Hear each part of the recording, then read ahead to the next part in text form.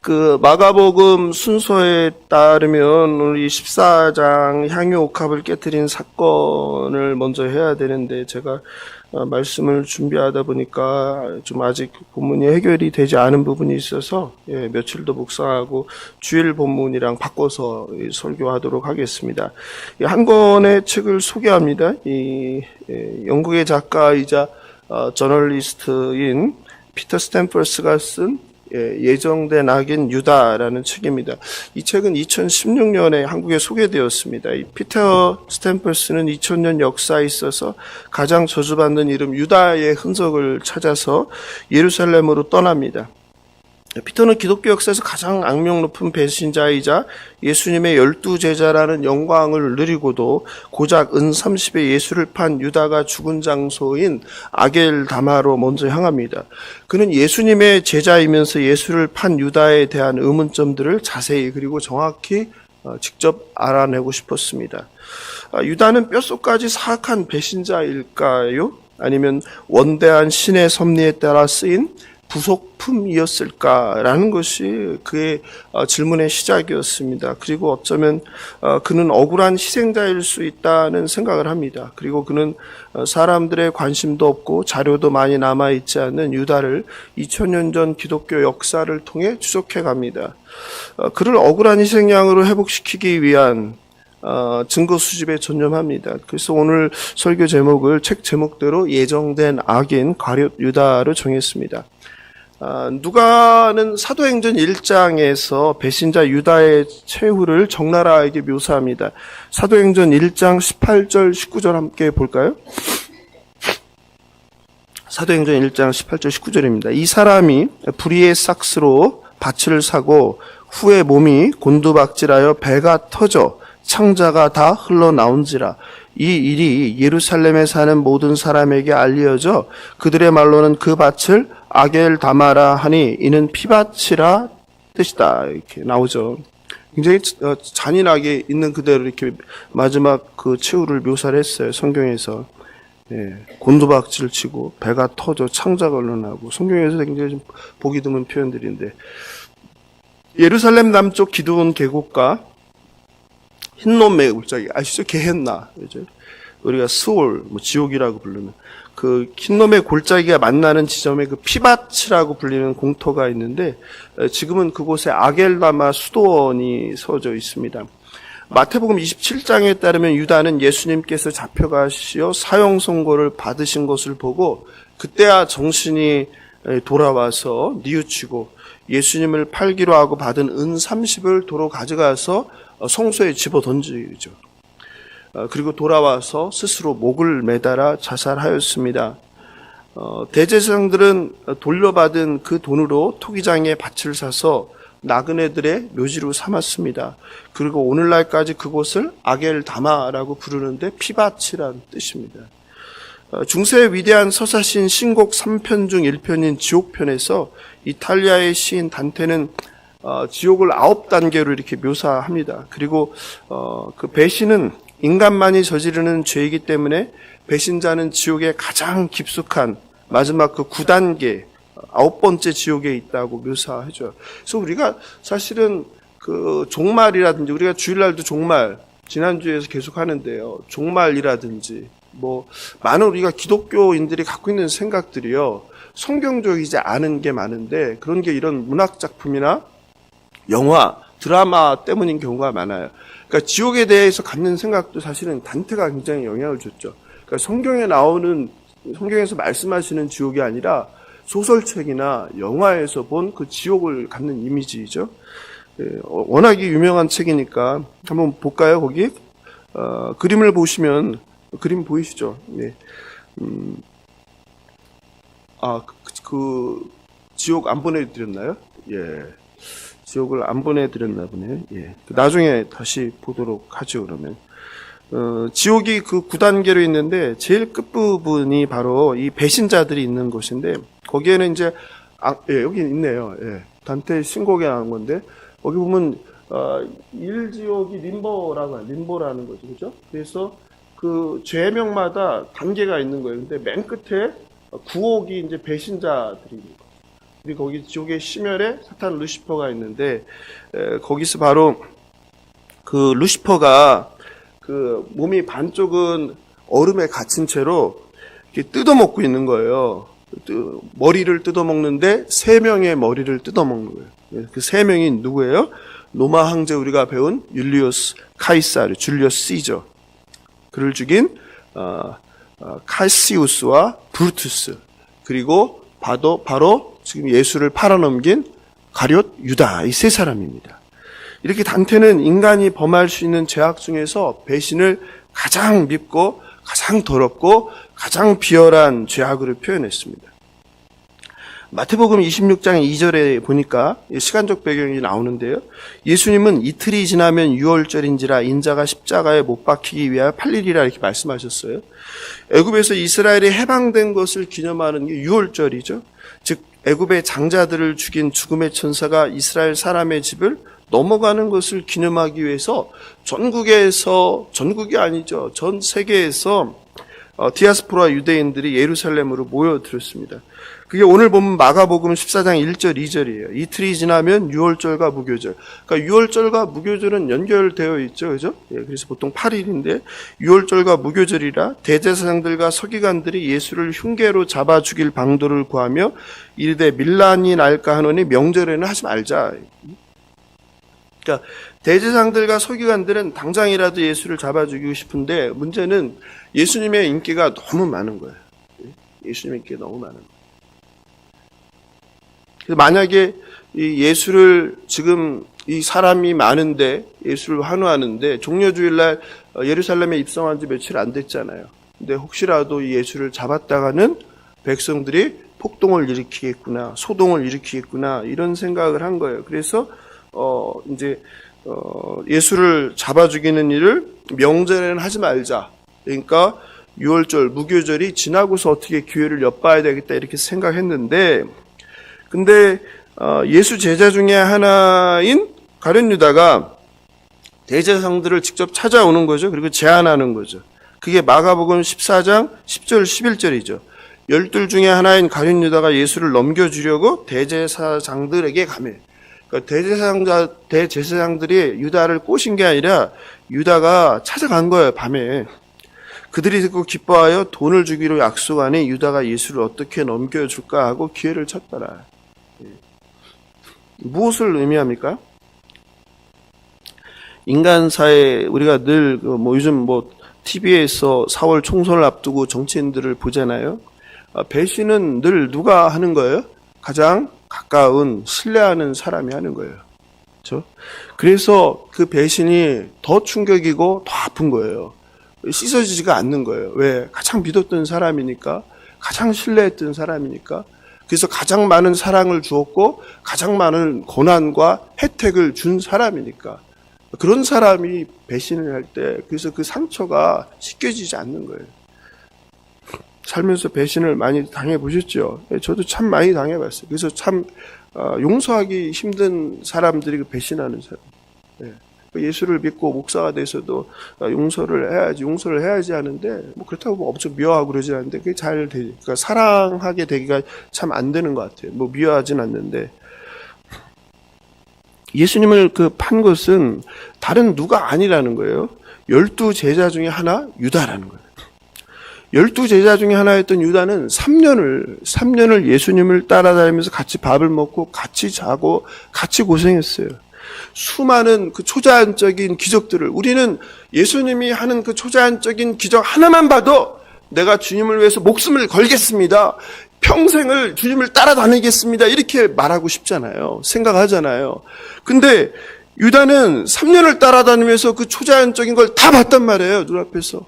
귀신이 떠나가고 죽은 자가 살아나고 중풍병자를 고치고 바람이 잠잠해지고 바다 위를 호수 위를 걸어오고 이 모든 것을 봤단 말이에요. 그리고 말씀을 군중들 틈에 껴서 멀리서 들릴까 말까 든 게 아니라 바로 옆에서 들었잖아요. 또 모르면은 끝나고 나서 나중에 밤에 따로 1대1 또 1대12로 제자들끼리 개인 교습을 받았잖아요.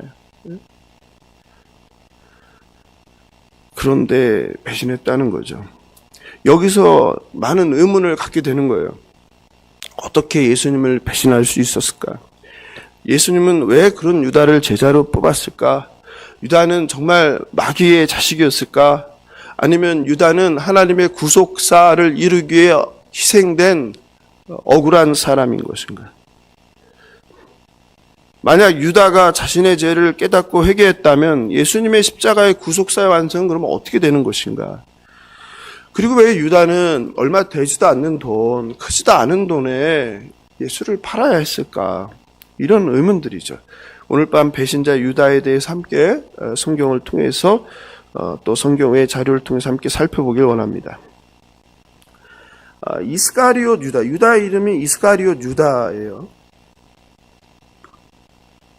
그가 어떤 사람인지 우리가 좀 먼저 보면 좋을 것 같아요. 그 유다라는 이름인데, 그죠? 이게 예후다라는 말이에요. 예후다, 히브리어로 예후다인데 이스라엘에서는 굉장히 흔한 이름이죠. 감사하다는 뜻, 하나님을 찬양한다. 이게 굉장히 좋은 이름이에요. 하나님을 찬양한다. 유다, 예후다, 하나님을 찬양한다. 우린 유다 하면은 누가 떠오릅니까? 구약에는 유다 지파가 있겠지만 또 누가 떠올라요? 가까이는 주전 167년에 마카비 혁명이 떠오르죠. 그 유다의 마카비 혁명 당시에 존경받는 지도자 마띠아의 셋째 아들이 바로 누구예요? 유다 마카베오죠. 바로 유다 마카베오. 그가 주전 164년에 예루살렘 성전을 탈환하고 성전을 빼앗았죠. 그리고 성전을 정화시켰죠. 네? 셀루쿠스 왕국의 안티오쿠스 4세로부터 다시 이걸 차지했단 말이에요. 그러니 유대인들의 그 부모들은 자식을 낳을 때마다 누구 이름을 선호했겠어요? 바로 이 로마의 속국이 돼서 로마의 통치를 받는 이 나라를 해방시킬, 과거에 이 나라를 해방시켰던 유다 마카베오와 같은 그런 아들이 나면 좋겠다 이런 생각을 했겠죠. 그래서 유다라는 이름을 많이 붙여줬을 거예요. 실제로 예수님의 제자 중에도 유다가 몇 명이 있습니까? 예? 예수님의 제자. 유다 2명 있죠. 2명. 가룟 유다랑 또 하나는 누구예요? 야고보의 아들 유다. 다데오라고 보통 부르죠. 그럼 이스가리옷 유다인데 이스라는 것은 사내라는 뜻이에요. 가리옷은 예루살렘 남쪽에 있는 동네 이름이에요. 그러므로 이스가리옷 유다라는 것은 풀면 어떻게 해요? 예루살렘 남쪽 마을에서 태어난 남자아이, 가리옷 출신 유다, 이런 뜻이 되겠죠. 예수님의 다른 제자들은 어디 출신이에요? 갈릴리 지역 출신이죠. 예? 그래서 전부 다 어부고 배우지 못한 사람들이 많죠. 마태 정도 빼고, 그죠? 그런데 유다도 역시 배운 사람 축에 드는 사람이에요. 유다의 12제자 중에서 역할은 무엇입니까? 예? 돈 관리하는 사람, 돈 맡은 개, 그죠? 예. 즉, 재정을 담당했다는 거예요. 이것은 무엇을 의미합니까? 우리 교회 재정을 누구한테 맡기고 있어요? 예? 이은하 집사님이 담당하시잖아요. 예. 누구한테 여러분이 그 중요한 재정을 맡기겠어요? 가장 신뢰할 수 있는 사람, 가장 정직한 사람, 가장 정확한 사람. 그럼 예수님의 12제자 중에서 유다가 이걸 맡았다는 것은 뭘 의미하는 거예요? 유다가 12제자 중에서 가장 신뢰를 받는 사람이었다, 가장 정직한 사람이었다, 가장 정확한 사람이었다, 가장 빈틈이 없는 사람이었다, 가장 계산이 빨랐다, 이런 것들을 다 내포하는 거죠.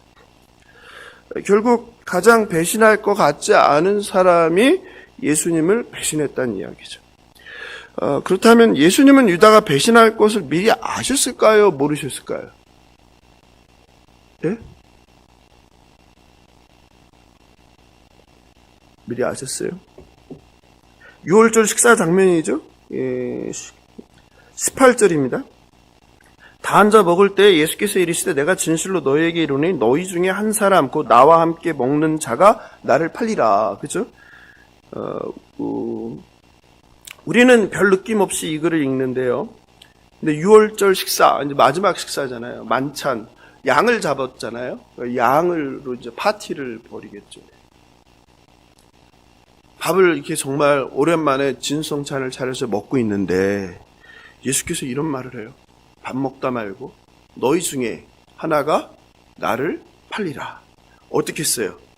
밥 먹다 다 체했겠죠. 그러지 않겠어요? 그려지세요? 이게 그려야 돼요. 우리는 성경을 읽을 때 그 상황 속에 들어가서 어떠한 상황인지 어떠한 장면인지를 그려버릇해요. 그래야지 이게 정확하게 이해돼요. 그림 하나를 보겠습니다. 위대한 화가 이탈리아의 레오나르도 다빈치가 1498년에 완성한 최후의 만찬, The Last Supper 하는 그런 작품이에요. 어때? 세월이 느껴지죠? 1498년 작이니까 얼마가 된 거예요? 네? 얼마가 됐어요? 500년? 저보다는 계산을 잘했어야 되는데. 되게 오래됐잖아요. 그러니까 여기 세월이 묻어나잖아요. 그죠? 이탈리아 밀라노 산타마리아 델레 그라치. 가보셨죠? 예? 못 가보셨어요? 그쪽에 계셨잖아요. 그러셨어요. 이탈리아 밀라노 산타마리아 델레 그라치의 수도원의 식당 벽화로 그렸다. 근데 이게 다시 보여줄까요? 자그마치요. 크기가 얼마일 것 같아요? 예? 얼마쯤 될 것 같아요? 이게 가로가 880이에요. 8m 80. 식당 벽화니까. 그리고 세로는 4m 60. 그러니까 대작이죠. 4년이 걸려요. 4년. 여기서 유다가 누구일까요? 뭐 다 발에서 안 보이죠? 이제 색을 요새는 이제 복원한 사진이 있는데 복원한 걸로 볼까요? 예, 너무 복원했는데 앞에 게 좋아요? 이게 좋아요? 예? 앞에 게 좋아요? 이게 좋아요? 흐릿한 게 좋아요? 선명한 게 좋아요? 선명한 게 좋아요? 진짜가 좋죠. 이제 가짜 같은 느낌이 나지 않아요? 예. 여기서 이제 선명한 걸로 봤으니까 유다가 누구일까요? 맞춰보세요. 선물을 드리겠습니다. 예? 12명 중에 유다가 누구일까요? 예? 예? 유다가 누구일까요? 예수님 여러분 보시기에 오른편에 있어요? 왼편에 있어요? 예? 여러분 보시기에 오른편에 있어요? 왼편에 있어요? 왼편에 있을 것 같아요. 빨강? 왼쪽에서 두 번째 빨강. 왜요? 예? 한번 같이 보겠습니다. 우리는 그 예수님의 말씀을 보면은 그 답을 추측할 수 있죠. 예수님께서 뭐라고 그랬어요? 나와 함께 그릇에 손을 넣는 그가 나를 팔리라 하셨잖아요. 한번 볼까요? 다음 거 보여주세요. 예. 그 한 번에 하면 안 되고 제가 여기 넣어놨는데, 예. 보이시죠? 동그라미. 그 접시가 있는데 예수님의 손이 가만히 보면 가고 있고요. 한 손이 또 어떻게 해요? 이렇게 떼고 있어요. 그죠? 왜요? 예수님께서 무슨 얘기를 했어요? 나와 함께 접시에 손을 담그는 자가 그니라 하니까 그 말이 듣자마자 어떻게 해서 깜짝 놀랐죠? 그래서 같이 손을 댔다가 딱 떼는 거죠. 그러니까 누구예요, 범인은? 예? 그렇죠. 예수님 옆에 세 번째죠. 보여줄까요? 예, 이 사람이죠. 이게 바로 누구예요? 가룟 유다예요. 이 그림을 보면요, 멀어서 안 보일지 모르는데요, 제자들의 얼굴 표정이 다 나타나고 있어요. 그 중에서 제일 예쁘게 생긴 사람이 있죠. 그게 누구겠어요? 어떻게 잘하세요? 그림 공부 하셨어요? 예수님이 가장 사랑하는 제자가 어디에 앉아 있어요? 바로 옆에 앉아 있죠. 요한이에요, 요한. 그리고 그 옆에 흰머리가 누구겠어요? 그렇죠, 베드로죠. 성질 급한 베드로가 뭐 하는 거예요? 요한한테 물어보는 거죠. 뭐라고? 야, 예수님한테 물어봐. 누구냐고. 예. 그 베드로의 이렇게 손을 보면 내려와서 뭘 잡고 있어요? 예? 뭘 잡고 있어요? 예? 칼을 잡고 칼을 잡고 있잖아요. 예. 예수님의 제자 베드로가 나중에 칼로 뭐 하잖아요. 예. 그러니까 그거를 다 보여주고 있어요. 그리고 하나만 더 볼까요? 예, 하나만 더 띄워보도록. 예, 그러면 여기에 보면 지금 유다의 손 밑에 뭐가 하나가 넘어져 있어요. 잘 안 보이시는데 그 넘어져 있는 게 뭐예요? 소금병이 쓰러져 있어요. 예, 자세히 보면 보여요. 소금병이 엎어져 있어요. 이거는 뭘 의미하는 거예요? 소금은 생명을 상징해요. 즉, 뭘 얘기하는 거예요? 생명인 소금병이 쓰러진 걸 통해서 예수님의 다가올 죽음을 극적으로 이 화가는 여기다 그려놓은 거예요. 그림 정말 잘 그렸죠. 근데 아쉬운 거는 레오나르도가 이제 실수한 거는 성경을 잘 이해하고 인물들을 다 묘사했지만 12제자를 다 표현했는데 성경대로 하나 잘못한 거는 식탁이죠. 당시에 6월절 예루살렘의 식사는 저런 식탁에서 하지 않고 누워서 했죠. 성경을 보면 기대어서 했다. 그래서 지금 거의 엎드리거나 기댄 자세, 쿠션을 두고 그런 자세로 했어요. 그래서 이렇게 앉아서 정자세로 이렇게 한 게 아니라 그건 좀 아쉬움이 남습니다. 어쨌든 요한복음 6장 24절에 보니 그러나 너희 중에 믿지 아니하는 자들이 있느니라 하시니 이는 예수께서 믿지 아니하는 자들이 누구며 자기를 팔 자가 누구인지 처음부터 아심이라. 요한복음은 얘기하고 있어요. 예수님이 자기를 팔 자가 누군지 알았다. 근데 그거보다 더 중요한 건 너희 중에 뭐가 있다? 믿지 아니하는 자들이 있다. 그러니까 문제가 한둘이 아닌 거예요. 예수님의 제자들 중에 예수님의 말씀을 믿지 않는 자들이 있었다는 거예요. 그런데 여기서 드는 생각은 예수님은 왜 콕 집어서 12명이면 뻔하잖아요. 예? 근데 왜 싸움을 붙이는 것도 아니고 너희 중에 하나가 날 판다고 그냥 얘기하면 되지 왜 얘기를 안 했을까요?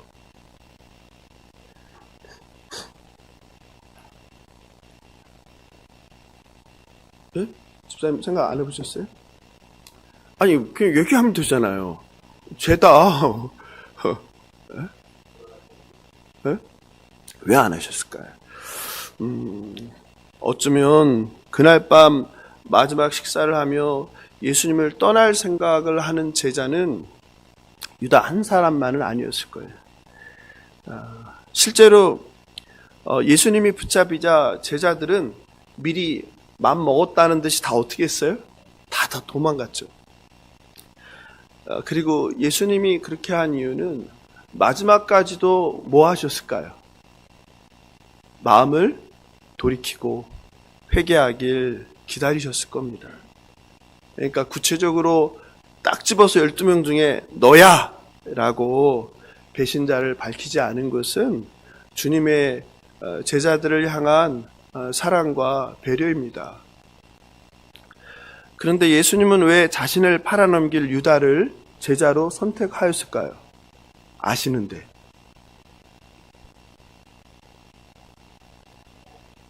예? 성경은 유다를 제자 삼은 이유를 구체적으로 말하진 않아요. 예수님은 길 위에서 바닷가에서 보통 사람들을 제자로 그냥 부르셨어요. 프랑스 종교개혁가 장 칼뱅도 동일한 질문을 했습니다.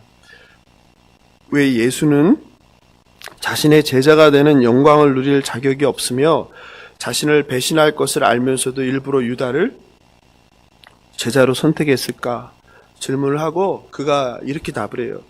우리 주 예수는 미래의 성도들이 상처를 받지 않게 하기 위해 일부러 그런 선택을 했다. 예를 들어 무절제한 자가 교회의 교사직을 맡거나 복음서 설교자가 배교자가 되는 경우가 있더라도 그 때문에 성도들이 지나치게 마음의 상처를 받지 않도록 하기 위해서였다. 이렇게 해석했어요. 어떠세요? 저는 개인적으로 우리 칼빈 하면 천재 신학자라고 하는데 동의하진 않아요. 예수께서 미래의 성도들이 상처를 받을 것이 걱정되고 염려돼서 이런 선택을 했다고 생각하진 않아요. 근데 어쨌든 나름 칼빈 선생님의 해석이었어요. 칼빈이 참 인간적이다. 굉장히 철저하고 완벽주의자이고 이렇게만 알았는데 인간적인 면이 있구나 이런 생각을 해봤습니다. 우리는 사실 살면서 참 다양한 사람들을 많이 만나게 돼요. 제가 대학을 다니다 군대를 이제 의경으로 갔는데 그때 의경 가서 첫 번째 제가 이제 느낀 점은 뭐냐면 굉장히 좀 충격적이었어요. 어떤 충격이냐면 그냥 중학교, 고등학교 공부만 하고 그냥 좋은 대학 가겠다고 공부만 하다가 그냥 대학 가서 그냥 비슷한 생각을 하고 비슷한 삶을 산 사람들이랑 지내다가 군대 갔더니 군대는 저와 비슷한 사람이 하나도 없는 거예요. 너무나 환경도 다르고 출신도 다르고 배경도 다르고 그래서 이거 참 이럴 수가 있나 싶은 그런 생각을 했거든요. 근데 우리가 세상을 살면 교회도 마찬가지잖아요. 교회도 나랑 비슷한 사람이 없잖아요. 그죠? 물론 교회가 엄청 커지고 성도가 많아지면 비슷한 사람이 있겠죠. 그래서 비슷한 사람끼리 모여서 같이 교제하고 하겠죠. 그런데 이렇게 우리 같은 규모의 이제 교회에서 이렇게 보면 이 작은 규모 안에서도 보면 사람이 꽤 있어도 이 중에서 나와 비슷한 사람을 찾기가 거의 없어요. 다 달라요. 예수님의 12제자도 마찬가지가 아니었을까라는 생각을 저는 해요. 12명이지만 12명이 어떻게 다 달랐을 거예요. 또 예수님이 가르치는데 12명이 다 알아듣는 것도 아니고 하나를 가르치는데 다 생각하는 게 어떻게 해요? 12명이 다 다르니까 다 받아들이고 이해하는 게 다 다른 거예요. 똑같은 걸 얘기하는데 예수님과 똑같은 생각으로 이해하는 사람이 거의 없이 각자 가지고 자기가 생각하는 거, 자기가 원하는 거, 자기의 경험, 자기의 배움, 자기의 지식, 자기의 환경을 통해서 예수님의 말씀을 이해하려고 한다는 거예요. 자기 주관으로. 그런 생각이 전 들더라고요. 우리가 교회를 다니지만 교회를 다녀도 여러분 각 사람한테 교회를 다니는 목적이 무엇입니까? 물어보면 똑같겠어요? 다르겠어요? 지식적으로 목사한테 교회를 다니는 목적이 뭐다? 하나님을 믿는 목적이 뭐다? 이렇게 정확하게 배우고 자기가 아는 사람은 똑같은 대답을 하겠죠. 다른 속뜻이 있어도. 그러나 그렇지 않은 상황에서 물어보면 다 달라요. 어떤 사람은 그냥 몸이 아픈데 교회 가면은 예수님이 병 고쳐준다니까. 또 어떤 사람은 문제가 있는데 힘들어서 그냥 너무 힘들어서 그냥 뭐라도 지푸라기라도 잡고 싶은 생각으로. 또 어떤 사람은 그냥 친한 사람이 그냥 같이 가자고 해서. 또 어떤 사람은 그냥 좋으니까. 다 다를 수 있는 거예요. 신앙생활 10년 넘게 해도 날마다 범죄하고 유혹에 넘어지는 제 자신을 봐도 예수님 3년 따라다닌 유다의 배신이 어쩌면 우리는 굉장히 충격적으로 생각하는데 결코 충격적인 게 아닌 거예요. 어쩌면 그냥 너무나 당연한 거예요. 너무나 당연한 거예요. 아니, 자기 자신을 보면 알잖아요. 우리가 하루에 몇 번씩 예수님을 배반합니까? 하나님을 하루에 몇 번씩 배반합니까? 네? 저는 유다는 양반이다. 수리사였던 베드로는 몇 번을 그렇게 부인했어요? 예? 성경에 드러난 것만 그렇죠. 예? 성경에 드러난 것만 아닌 것까지 하면. 근데 유다는 오직 한 번이잖아요. 오늘 밤 말씀 듣고 깨닫고 회개하고 결단했지만 내일 아침에 일어나면 마음이 바뀌는 게 저와 여러분 아닙니까? 그렇죠? 네. 그런 생각들을 하면 예수님이 왜 유다를 제자로 선택했을까가 그렇게 큰 적은 아니구나라는 생각이 들어요. 그럼 이제 가장 중요한 유다는 그럼 왜 예수님을 배신했을까라는 질문이에요. 유다는 왜 예수님을 배신했습니까? 그건 우리가 정확하게 알 수는 없죠. 그냥 오직 그 배신자인 유다하 그리고 하나님만 알 수 있죠. 그러나 우리는 이 부분에 대해서는 성경을 통해서 유다가 배신한 이유를 좀 짐작할 수 있어요. 첫 번째 이유는 성경에서 유다가 돈을 좋아했다고 해요. 마태복음 26장 15절을 보니까 내가 예수를 너희에게 넘겨주리니 얼마나 주려느냐 이렇게 해요. 그러니까 유다가 대제사장들을 찾아가서 소극적으로 막 망설이고 고민하면서 어쩔 줄 몰라서 막 이렇게 뻘쭘해서 그런 게 아니라 적극적으로 딜을 하는 거예요. 내가 고급 정보를 줄게. 너네가 원하는 걸 줄 테니까 얼마 줄 거냐? 그죠? 예. 유다의 탐욕스러운 모습을 볼 수 있는 거예요. 그리고 주일날 살펴볼 향유옥합을 깨뜨린 사건에서도 보면 유다의 그 돈에 대한 그 생각을 요한이 정확하게 드러냅니다. 요한복음 12장 5절 6절인데요. 이 향유를 어찌하여 300데나리온에 팔아 가난한 자들에게 주지 아니하였느냐 하니 이렇게 말함은 가난한 자들을 생각함이 아니요 그는 도둑이라. 그러니까 요한은 유다를 도둑이라고 해요. 도둑. 왜 도둑이라고 그래요? 돈깨를 맞고 거기 넣는 것을 훔쳐감이라. 그러니까 뭐예요? 그 전에 횡령한 일이 있다라는 거예요. 요한은 그걸 알았다는 거예요. 13세기 이탈리아 신학자 토마스 아퀴나스는 이렇게 얘기했습니다. 그리스도는 죽음 앞에 자신을 내놓으셨다. 그러나 유다는 탐욕 때문에 그리스도를 넘겼다. 그런데 저는 유다가 단순히 돈 때문에 예수님을 배반했다고는 생각하지 않습니다. 돈보다 또 다른 이유가 있었을 것이다라고 생각합니다. 우리가 그렇잖아요. 어떤 일을 결정할 때 한 가지 중요한 이유가 있지만 사실은 하나하나 생각해 보면 여러 가지 그 원인들이 뭉뚱그려져 있죠. 그렇죠? 예. 마찬가지라고 생각해요. 유다가 예수님을 배신한 게 뭐 돈을 사랑한 것도 있지만 또 다른 이유가 있는데 저는 그것은 바로 예수님과 하나님의 나라에 대한 오해였다라고 생각합니다. 앞서서 소개한 요한복음 6장 64절에서 보면 너희 중에 믿지 아니하는 자들이 있다고 했죠. 실제로 예수께서 3번이나 순환고지를 말했지만 제자들은 이해하지 못했어요. 수제자 베드로는 예수님의 순환고지를 듣고 오히려 어떻게 했습니까? 화를 냈죠. 그리고 예수님의 멱살을 잡고 밀어붙였죠. 예? 생각나시죠? 이 사탄아. 세베대 아들 야고보와 요한은 곧 죽을 예수님, 곧 죽는다고 하는데 엄마 데리고 와서 뭐라고 했어요? 우편과 좌편에 최고 높은 자리를 내놔라 했죠. 이들이 핵심 제자잖아요. 이너서클이에요.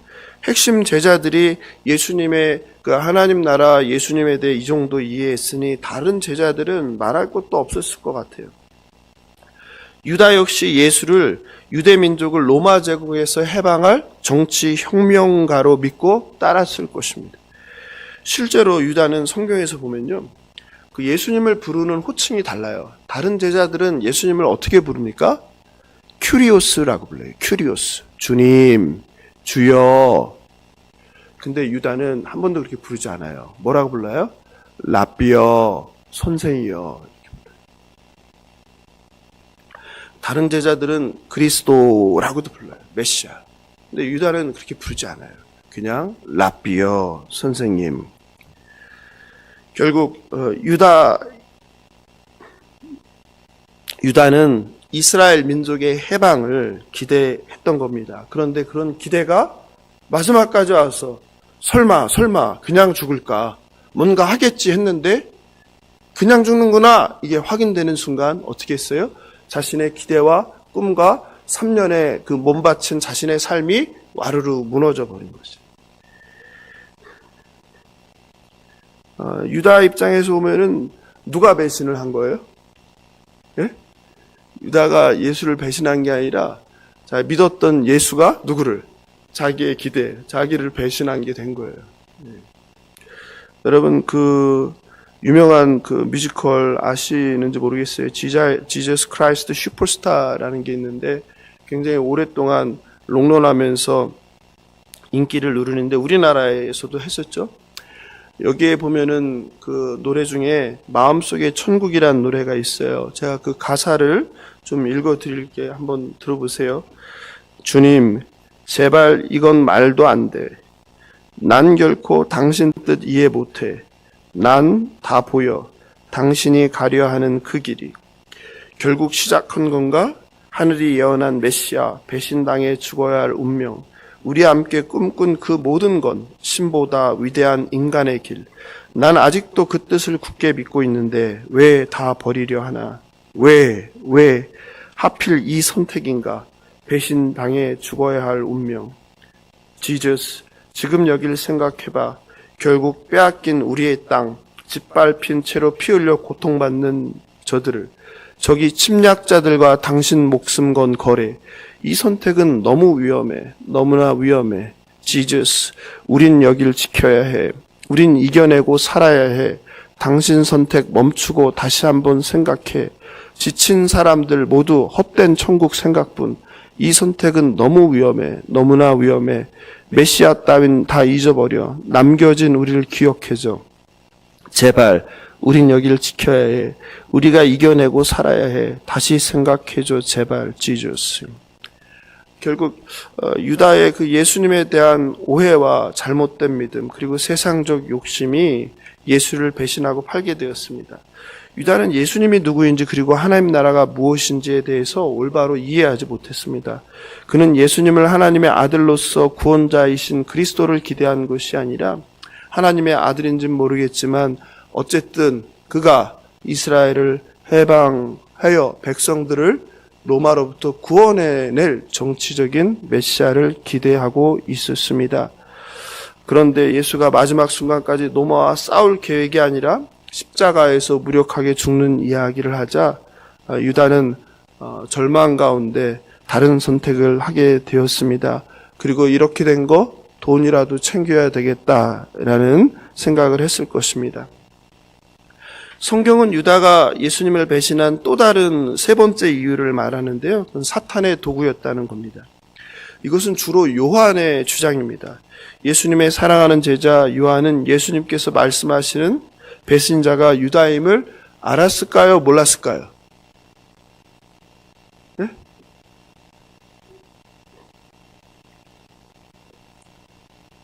요한복음에 보면 나와요. 요한복음 13장 2절에 보면 마귀가 벌써 시몬의 아들 가룟 유다의 마음에 예수를 팔려는 생각을 넣었더라. 요한은 유다의 배신을 배후의 사탄으로 규정합니다. 실제로 예수님은 요한복음 6장 70절에서 너희 중에 한 사람은 마귀라고 합니다.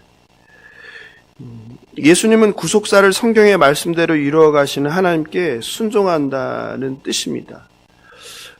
예수님께서는 인자는 자기에 대하여 기록된 대로 간다 이렇게 말씀하시죠. 그죠?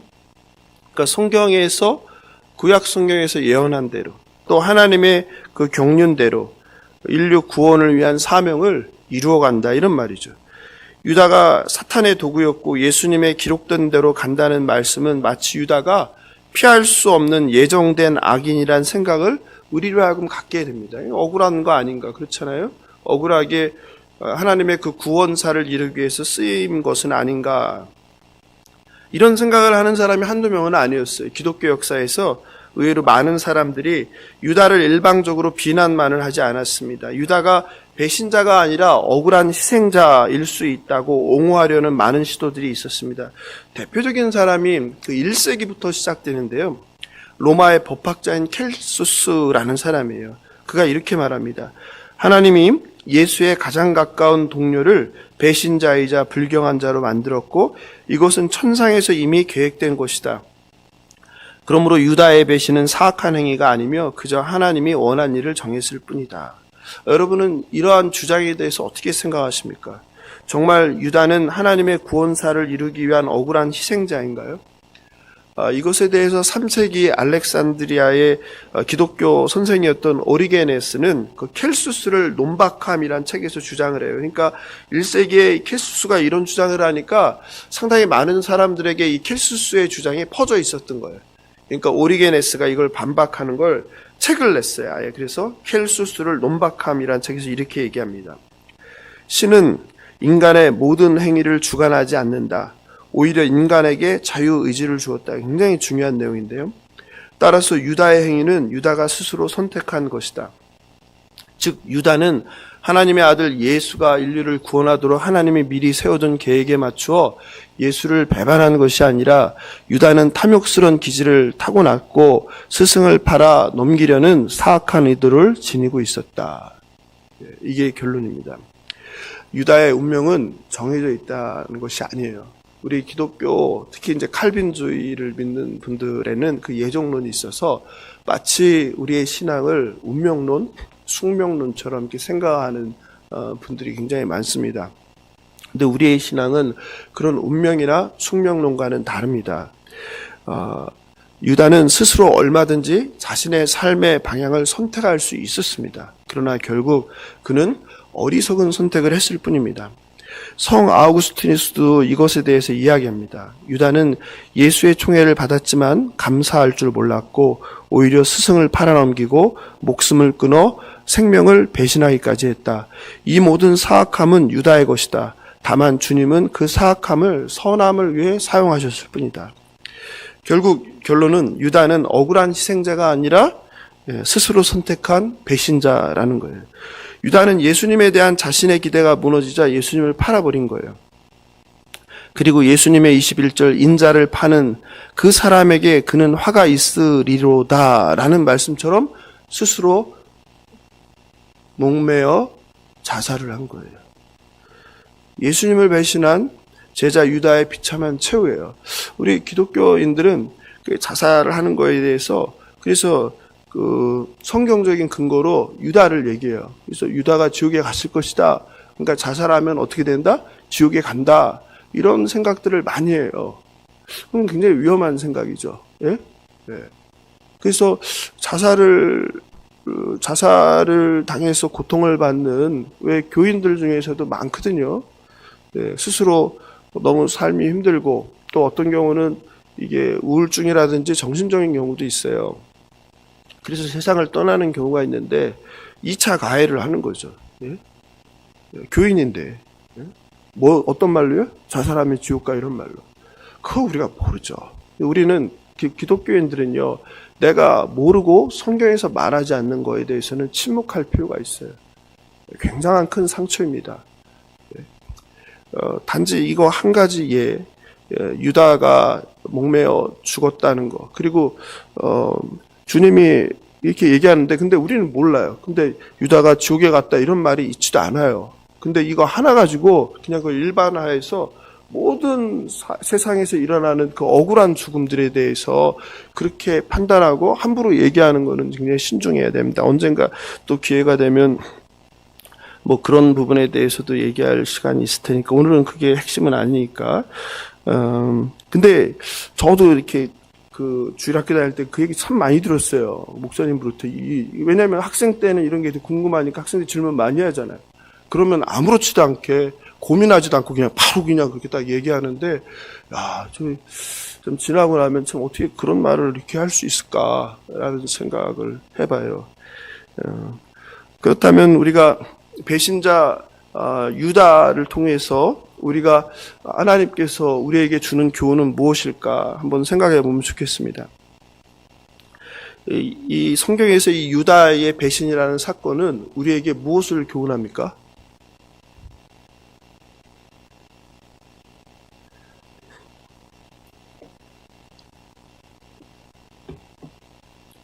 첫 번째는 참된 신앙이란 무엇이고 참된 제자는 누구인가라는 거예요.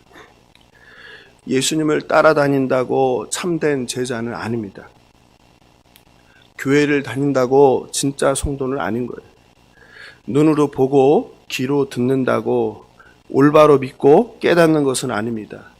눈으로 보고 그리고 들어도 잘못 이해하고 오해할 수 있는 거예요.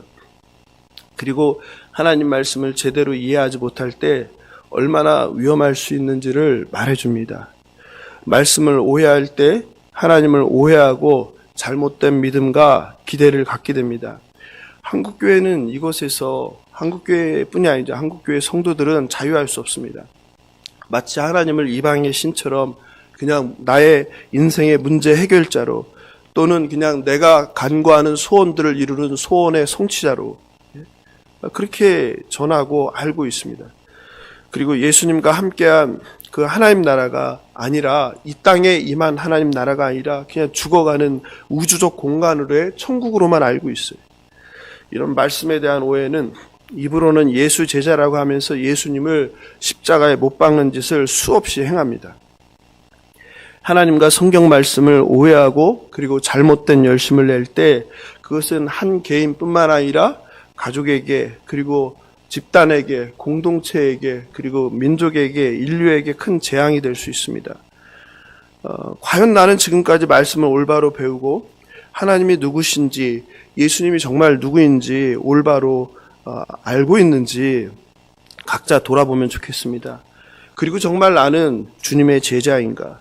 혹시 유다처럼 다른 뜻을 품고 교회를 다니며 성경을 읽으며 언제든지 내 생각과 다를 때는 예수께 등을 돌리고 예수님의 등에다 칼을 꽂는 배신자가 되지는 않을지 스스로 질문하시면 좋겠습니다. D.L. 바레트가 이렇게 이야기를 했습니다.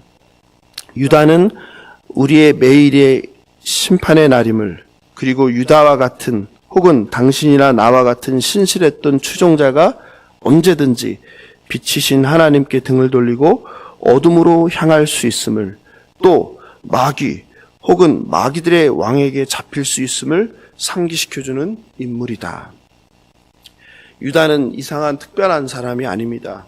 유다는 바로 저 그리고 여러분과 같은 평범한 사람입니다. 또 하나 두 번째 생각할 수 있는 교훈은 하나님께서 기회를 주실 때 회개를 해야 합니다. 예수님은 여러 차례 유다가 죄를 멈추고 회개할 기회를 주셨습니다. 그러나 유다는 회개하지 않았어요. 예수님께서 잡혀가고 유다는 마태복음 27장 4절에 보면은 그런 표현, 요걸 이렇게 회개했다고 하시는 분들이 많아요. 내가 무죄한 피를 팔고 죄를 범하였다라고 이제 뉘우치는 장면이 나옵니다. 그의 배신의 행위가 그의 양심을 눌렀습니다. 근데 문자상으로 보면 마치 유다가 회개한 것 같아요. 그런데 헬라어 원어로 보면은요, 여기에서 27장 3절에 나오는 니우처라는 말이 메타멜로마이라는 단어예요. 메타멜로마이라는 단어인데 이것은 회개가 아니라 후회라는 뜻이에요. 후회했다. 그러니까 회개를 한 게 아니라 후회한 거예요. 회개는 메타노이아라고 그랬죠. 메타노이아가 뜻이 뭐예요? 마음을 바꾸다, 마음을 돌이키다. 어디? 세상을 사랑하는 마음에서, 내가 주인된 마음에서 누구에게로? 하나님께로 돌이키는 거, 이게 회개예요. 메타노이아. 근데 여기 마태복음 27장 4절에 나오는 뉘우쳤다는 것은 메타노에우가 아니라 메타멜로마이. 알겠죠? 가룟 유다는 예수를 팔아넘긴 사실에 대하여 자신의 죄를 그 마음 중심에서 회개하는 것이 아니라 단순히 후회하거나 아니면 유감스러운 감정, 이런 차원이라고 우리가 이해할 수 있습니다. 유다는 예수를 통해 시작된 하나님 나라를 이해하지 못했고 유대인의 나라, 세상 나라를 꿈꾸었습니다. 그리고 그 기대와 꿈이 좌절되자 예수를 팔아버리고 자신의 이익을 추구했습니다. 예수님은 팔자를 처음부터 아신다고 말씀하셨습니다. 그러나 예수님은 반복해서 그 12제자 중에 누가 그 범인인지는 밝히지 않으셨습니다. 이것은 주님이 사랑하시기 때문입니다. 주님은 제자 유다가 회개하고 돌이키도록 끝까지 기회를 주시면서 기다리셨습니다. 마찬가지로 동일하게 예수님은 우리에게도 기회를 주십니다.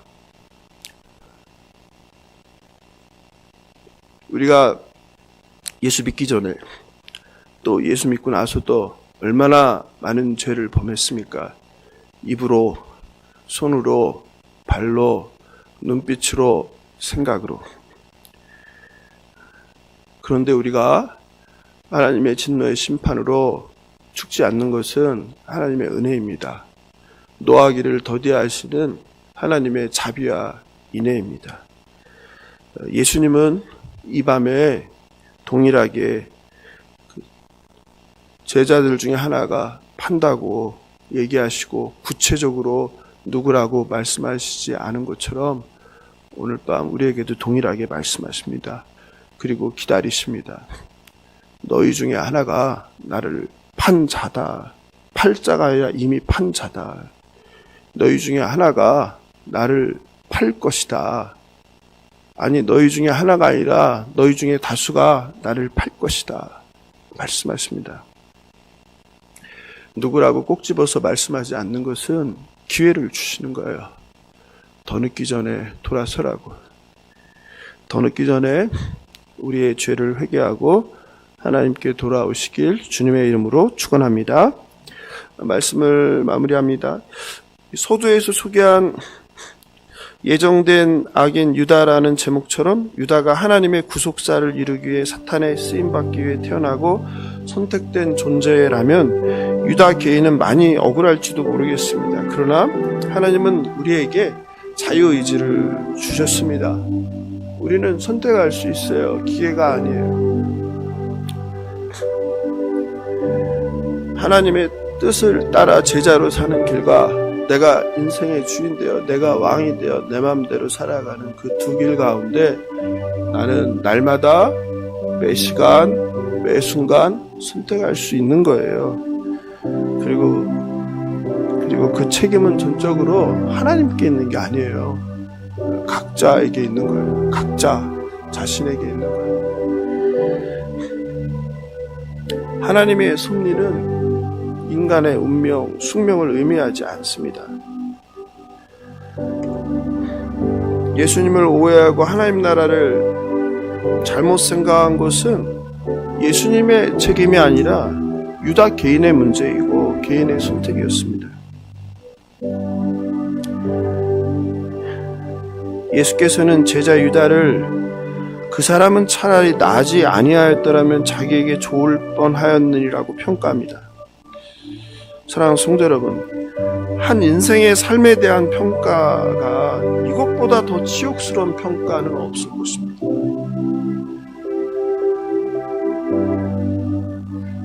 살면서 혹시 그런 말씀 들어봤어요? 너 낳고 너네 엄마 미역국 먹었네.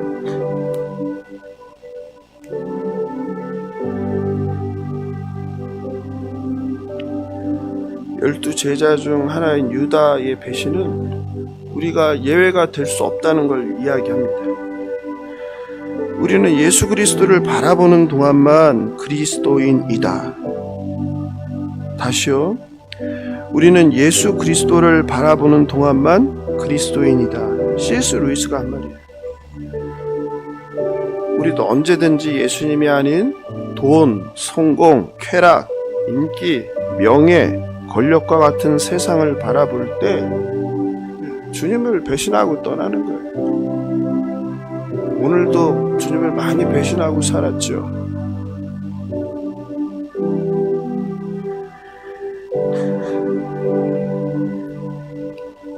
지나온 신앙생활을 보면 아니 지나온 거 필요 없고 우리 신앙은 지금이니까 지금 신앙생활을 봐도 내 자신을 들여다봐도 주님의 뜻대로 살기보다는 주님의 뜻을 무시하고 내 욕망대로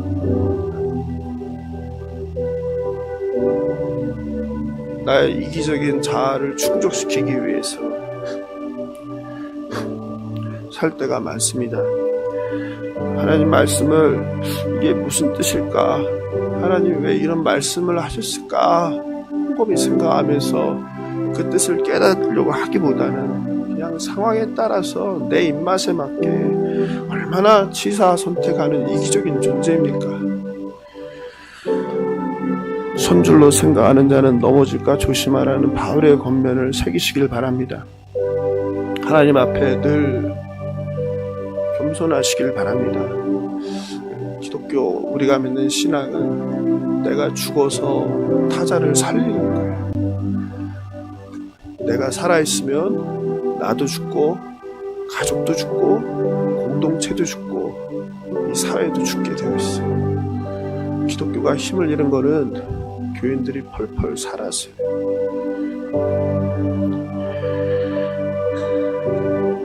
슬프고 인정하고 싶지 않지만 아무리 아니라고 해도 우리는 결국 실패합니다.